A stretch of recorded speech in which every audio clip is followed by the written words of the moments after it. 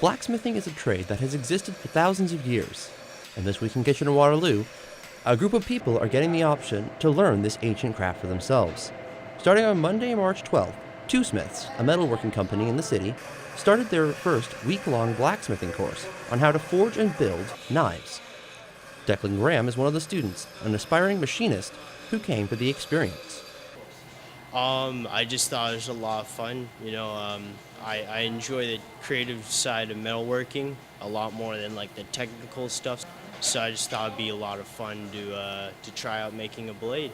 Monday's class was all about creating the base for the knives that the students would be constructing by assembling a forge-welded core of wrought iron and high-carbon steel.